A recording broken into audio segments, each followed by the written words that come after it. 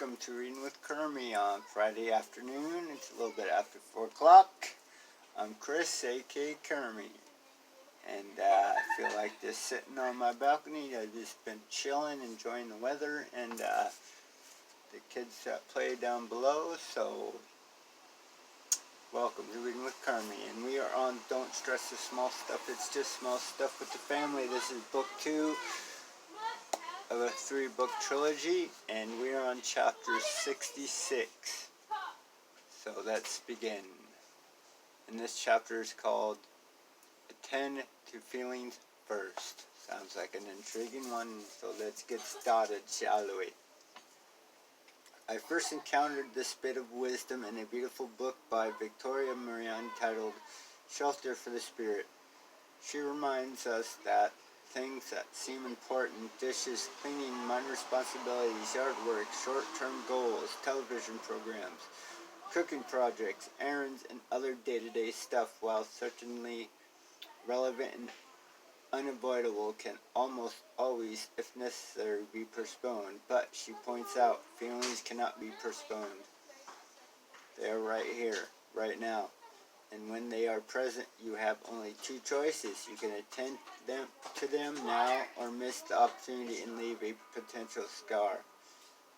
If you attend them in a loving and respectful manner, you add to the love and rapport in your relationship. If you don't, you drift, however, slightly away from the person you love, while no single episode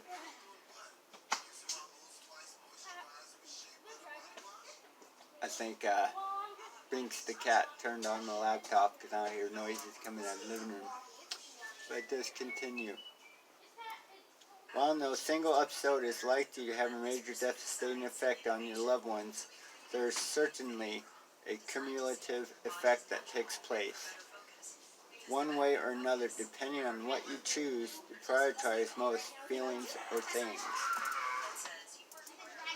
When I was a little boy, my father would respond to minor emergencies, things breaking, dents in the car, scratches on furniture, and the like, by saying, "Relax, all things can be replaced, but you can't be." As an adult, I still remember how reassuring this message was to me as a child. Weird. And to this day, I appreciate the loving words, because what he really was saying was that I and my feelings was more important than our stuff. I try to keep in mind and implement the same philosophy when things are going haywire around my home. Although there are always plenty to do, I try, when possible, and when I remember, to put the emotional needs of my family, their feelings first. Always good to remember. In a way, my dad's words on and the idea of attending to feelings first go hand in hand. In both cases, we are reminded of the importance of keeping things in perspective, of not getting too involved or immersed in our things to-do list that we forget what's truly important. In other words, if your spouse, child, or friend wants or needs your undivided attention, it's generally a good idea to drop what you're doing within reason and offer your loving presence. Your child's desire to tell you a story or your spouse's desire to share her day are precious moments, opportunity to share and connect, to create memories. Your lawn may indeed need mowing, but it can wait. There are very few things I can guarantee, but this one can.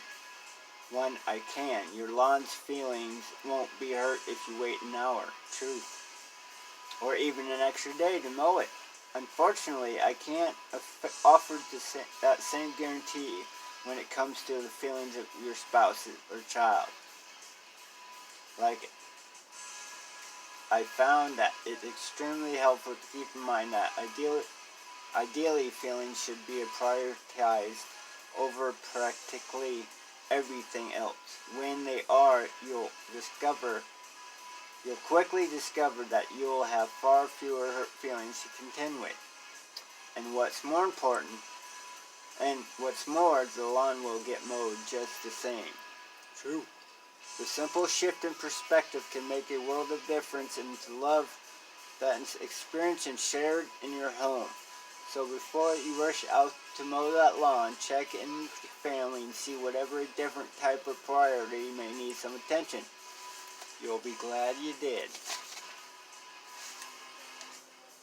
I like that. That was a good little chapter, don't you think? Feelings are important, you know.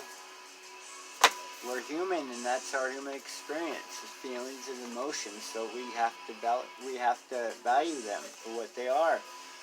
You know, instead of ignoring them. You know, I've done much of that in the past. Probably over half my life I've ignored feelings. I've used drugs over feelings and kept using drugs for years over feelings. Where I could have just said, you know what, this is who I am, this is what I'm feeling, just get through it. I'm learning to do that today more and more. You know, it's great. I love being clean because I get to experience true me in my feelings and exactly who I am, where I'm at any given moment. Instead of going, oh, damn it, I don't want to deal with this news or something. Those are old habits. That's not me anymore. And I'm very grateful for that today. You know? Of course, I've been through a lot, like a lot of us have. But, sorry, I had a itchy bit. I've been through a lot, like a lot of us have. But how are we going to do it? How are we going to get through it? How are we going to be? That is the true question. And embrace those feelings that we have, because they are important. So, I hope you guys got some of that reading, and I'm going to figure out what the cat's doing, turning on my laptop. Now I hear YouTube, where it was paused, so he just unpaused it. Clever kitty! So anyway, I hope you guys have a great day and have a great weekend. I'll be back with some kermie karaoke on Monday. Peace!